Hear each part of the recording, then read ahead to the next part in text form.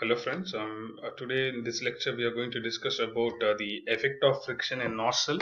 So since everyone is aware now, nozzle is an energy conversion device where the uh, uh, the enthalpy or the fluid energy is converted into kinetic energy. So the degradation of the uh, fluid energy is converted into kinetic energy.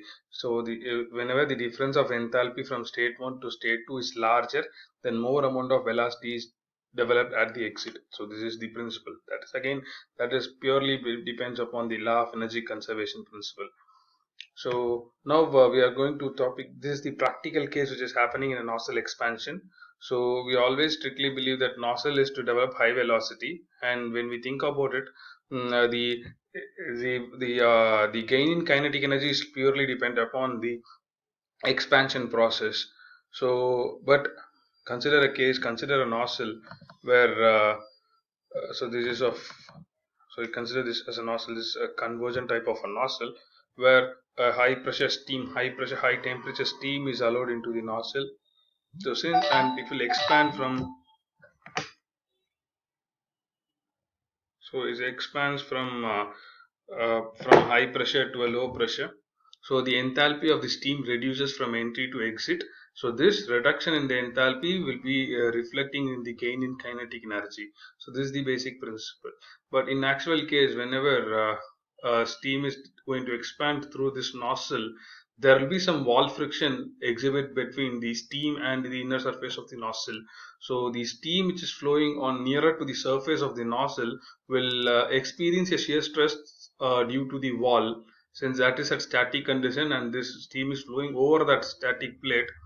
So that influence that inhibit shear stress to the steam, so that steam will be sticking towards the wall, and that creates a friction, and that friction will develop some internal heat. So due to that internal heat, the some amount of enthalpy is dropped due to this internal heat. So due to friction, one of the major point is so the major point of friction due to the effect of friction is 1 minute.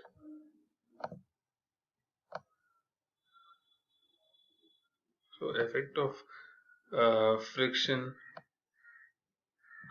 is the expansion is no more isentropic. So since there is friction involved and there is some heat loss from surrounding to system, obviously the fluid which is expanding on the inside the nozzle will be at high temperature, so that has a tendency to lose heat energy, and so that is of no more isentropic, and enthalpy drop is the useful enthalpy drop is reduced. The thing we have to understand is the useful enthalpy drop is reduced.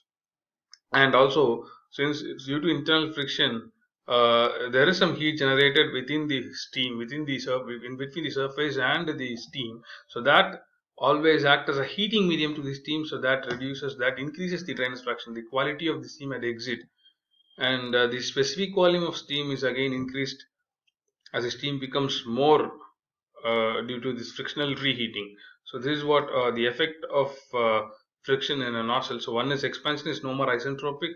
The next is the drainage fraction at exit is increased. The specific volume is increased at the exit. And due to this, I mean, when this is when we interested to account this effect in the practical problems, there involves a term called nozzle efficiency. So this is called nozzle efficiency. So it's again a ratio of actual enthalpy drop by ideal enthalpy drop. The ideal enthalpy drop is isentropic enthalpy. When if your expansion is purely isentropic, so there is no entropy generation due to friction and due to heat transfer. If that is not happening, then that is isentropic expansion, isoentropy, and it won't be isoentropy in all practical cases. So there will be some entropy generation due to friction and heat transfer. So the actual enthalpy drop will be always lesser than the isentropic enthalpy drop. So this is what nozzle efficiency. So it's an important 2 mark question. And coefficient of velocity in nozzle is the ratio of actual velocity to ideal velocity. And actual velocity is the velocity attained by the steam jet when it undergoes an actual expansion process. And ideal velocity is the thing which we attain from when ideal expansion process. So that the ratio between the actual velocity and ideal velocity is called coefficient of velocity, and always that will be less than or equal to, if in an ideal case it is equal to 0, and most of the practical case it will be less than 1. Sorry, it is equal to 1 for ideal case, and most of the practical cases it is less than 1. Okay, thank you.